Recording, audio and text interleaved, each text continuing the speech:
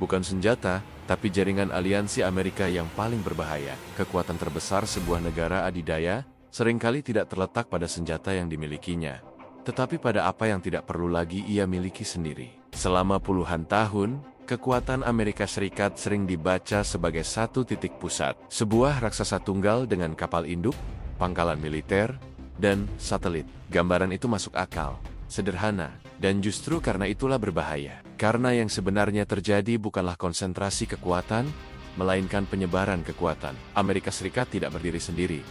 Ia berada di tengah sebuah jaringan pangkalan, aliansi, dan sistem tempur yang membentang dari Eropa, Asia Pasifik, hingga Timur Tengah. Dalam jaringan ini, kekuatan tidak lagi berbentuk otot, tetapi berubah menjadi sistem saraf.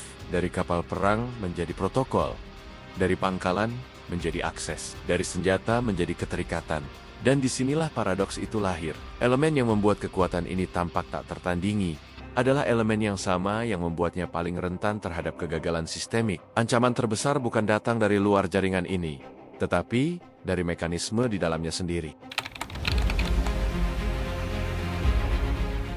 Pasca Perang Dunia Kedua, dunia terpecah dalam kelelahan. Di satu sisi, ada keinginan kuat untuk tidak pernah lagi terjerumus dalam konflik total. Di sisi lain, ada bayangan baru yang bergerak dari timur. Amerika Serikat, yang ekonominya justru menguat setelah perang, berdiri di persimpangan. Pilihannya sederhana secara konseptual, namun kompleks secara eksekusi. Bisa menarik diri, membangun benteng di seberang Samudra Atlantik dan Pasifik, atau melakukan hal yang belum pernah dilakukan dalam sejarahnya. Terlibat permanen dalam urusan keamanan benua lain sebelum konflik baru dimulai. Keputusan diambil. Tahun 1949, 12 negara menandatangani Fakta Pertahanan Kolektif di Washington DC. Lahirlah NATO. Inggris, Perancis, Italia, Belgia, Belanda, Luxembourg, Denmark, Norwegia, Islandia, Portugal, Kanada, dan Amerika Serikat. Ini bukan sekedar perjanjian, ini adalah keputusan struktural untuk mengubah geografi strategis. Perbatasan Amerika Serikat secara konseptual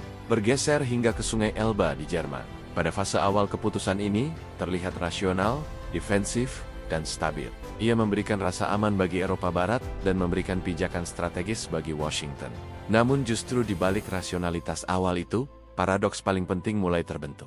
Keputusan untuk membangun jaminan keamanan kolektif melalui Pasal 5 NATO. Pada dasarnya adalah keputusan untuk mengunci masa depan. Sebuah janji bahwa eskalasi telah diprogram jauh sebelum bentuk konflik berikutnya benar-benar diketahui. Presiden Harry S. Truman dan para pemimpin Eropa membangun sistem yang terlihat defensif dan stabil. Tetapi ancaman terbesar dari sistem ini bukan terletak pada kemungkinan gagal berfungsi, melainkan pada kemungkinan berfungsi terlalu sempurna. Titik baliknya terjadi ketika kita menyadari bahwa aliansi ini tidak statis. Tahun 1955, Jerman Barat bergabung, kemudian Turki dan Yunani. Setiap ekspansi bukan hanya penambahan anggota, tetapi penambahan kompleksitas dan komitmen. Setiap inci wilayah baru yang dilindungi oleh Artikel 5 adalah 1 inci tambahan di mana keputusan untuk berperang sudah diprogram ulang. Aliansi berubah dari perisai menjadi sebuah ekosistem yang haus akan konsistensi. Disinilah ilusi kendali mulai terbentuk. Semakin besar jaringan, semakin kuat perasaan mengendalikan papan catur global. Padahal, jaringan itu sendiri yang mulai mengendalikan para pemainnya. Gambaran yang tampak jelas di awal tentang aliansi yang melindungi mulai berbalik menjadi aliansi yang memaksa. Jika bagian 1 adalah tentang keputusan politik, maka bagian 2 adalah tentang mesin yang membuat keputusan itu menjadi permanen, tak terbantahkan, dan nyaris tak terlihat. Jaringan aliansi membutuhkan lebih dari sekedar dokumen. Ia membutuhkan glue teknologi yang bukan menjadi senjata utama, melainkan teknologi perekat yang menyatukan berbagai sistem agar bisa bekerja sebagai satu kesatuan.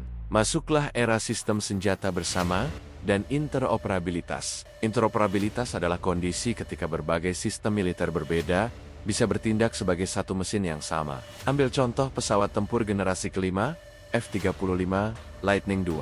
Ini bukan sekedar pesawat canggih, ia adalah sebuah platform jaringan terbang. Amerika Serikat mengembangkannya, tetapi Inggris, Italia, Belanda, Norwegia, Denmark, Kanada, Australia dan lainnya terlibat sebagai mitra pengembang atau pembeli.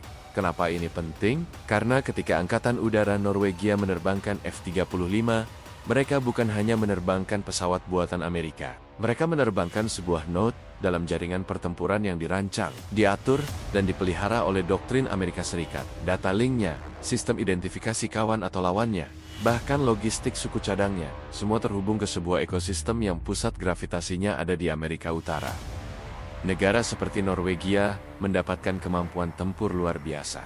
Tetapi sebagai gantinya, mereka mengikat operasi udara nasional mereka ke dalam sebuah arsitektur komando, kendali, dan intelijensi yang bukan sepenuhnya di bawah kendali mereka. Ini adalah force multiplier yang sempurna bagi Washington. Kekuatan tempur sekutunya ditingkatkan secara drastis, sekaligus terkunci dalam standar operasionalnya. Hal yang sama terjadi di laut dengan sistem pertahanan udara Aegis. Kapal perusak Jepang atau kapal frigat Spanyol yang dilengkapi Aegis adalah sensor dan peluncur rudal terdepan untuk pertahanan wilayah yang dirancang oleh doktrin perang Amerika Serikat. Teknologi menjadi perekat yang jauh lebih kuat daripada perjanjian.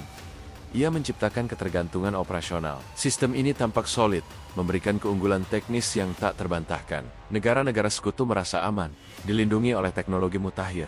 Inilah ilusi stabilitas puncak. Keamanan kolektif terasa nyata karena dibangun di atas hardware dan software yang konkret. Pangkalan udara di Jerman, pangkalan laut di Jepang, stasiun radar di Australia, semuanya terhubung. Akses yang diberikan sekutu membuat jarak operasi Amerika Serikat menyusut dari hitungan minggu menjadi hitungan hari. Kemampuan proyeksi kekuatan Washington menjadi hampir instan. Namun pada tahap ini, jaringan ini masih terlihat solid. Interoperabilitas memberikan kecepatan, efisiensi, dan keunggulan teknis yang nyata. Keamanan kolektif terasa bekerja persis seperti yang dirancang.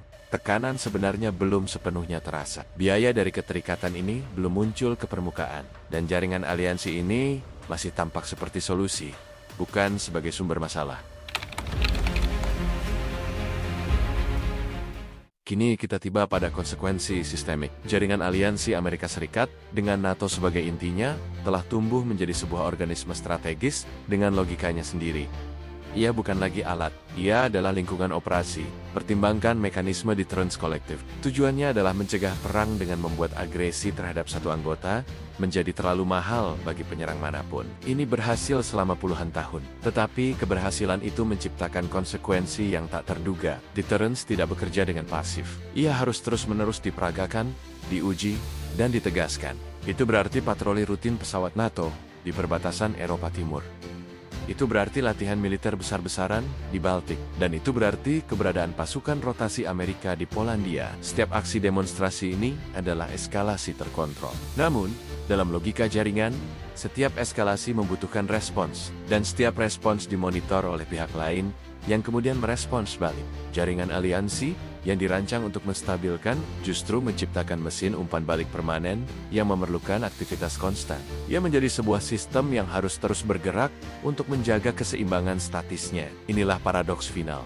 Bayangkan sebuah insiden kecil, bukan serangan besar, bukan deklarasi perang, sebuah kesalahan identifikasi, sebuah patroli yang terlalu dekat, sebuah krisis regional yang melibatkan satu negara anggota. Dalam jaringan ini, insiden semacam itu tidak pernah berdiri sendiri. Ia segera memicu prosedur, mengaktifkan latihan, menggerakkan unit, dan disinilah mesin itu mulai bergerak. Dalam kondisi seperti ini, sebuah insiden di perbatasan, sebuah kesalahan identifikasi, atau krisis regional yang melibatkan satu anggota sekutu, cukup untuk memicu eskalasi. Artikel 5 NATO diaktifkan. Apa artinya? Itu artinya, keputusan untuk memasuki konflik potensial besar tidak lagi berada di tangan satu pemimpin nasional yang mempertimbangkan situasi pada saat itu. Keputusan itu sudah diambil 70 tahun sebelumnya dan dikodekan ke dalam setiap sistem komando, setiap prosedur latihan, dan pada setiap doktrin angkatan bersenjata 20 negara. Mesin itu akan bergerak hampir secara otonom. Disinilah pergeseran makna terakhir terjadi. Jaringan aliansi, force multiplier terbesar Amerika Serikat, berubah statusnya. Dari pengalih kekuatan menjadi pengalih risiko. Dari perisai menjadi katalis. Kekuatan yang diperoleh dari keterikatan puluhan negara berbalik menjadi kerentanan yang berasal dari keterikatan yang sama. Menarik diri dari jaringan, sama merusaknya dengan membiarkannya berjalan. Keputusan-keputusan kecil selama puluhan tahun untuk menambah anggota, mengintegrasikan teknologi, dan memperketat prosedur telah mengunci semua pihak dalam satu logika yang sama. Logika di mana satu-satunya pilihan yang tersisa adalah terus memperdalam integrasi. Meski setiap langkah justru memperbesar konsekuensi jika ada sesuatu yang salah. Pengetahuan tentang adanya jaringan ini bukanlah kunci pengendalian. Justru, pengetahuan itu seringkali menutupi kenyataan bahwa tidak ada seorang pun, bahkan di pusat jaringan sekalipun, yang memiliki kendali penuh atas semua konsekuensinya.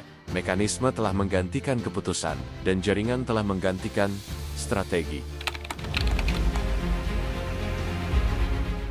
Kekuatan Amerika Serikat yang sebenarnya memang tersembunyi di dalam jaringan, bukan di dalam gudang senjatanya. Jaringan aliansi adalah mesin pengalih kekuatan yang tak tertandingi, sekaligus mesin pengalih kerentanan yang tak terhindarkan. Ini bukan cerita tentang Amerika Serikat yang kuat atau lemah. Ini adalah cerita tentang sebuah prinsip dalam strategi. Jaringan aliansi Amerika Serikat adalah mesin pengalih kekuatan terbesar dalam sejarah militer modern. Ia bekerja, dan justru karena itulah ia berbahaya. Karena pada titik tertentu, mekanisme mulai menggantikan keputusan, dan jaringan mulai bergerak lebih cepat daripada kemampuan siapapun untuk menghentikannya. Bukan pada pertanyaan siapa yang paling kuat, tetapi pada pertanyaan, apakah sistem sebesar ini masih bisa dikendalikan ketika ia benar-benar mulai bergerak. Terima kasih sudah menyimak Dialektika Militer. Kita lanjutkan di episode berikutnya, dan sampai jumpa.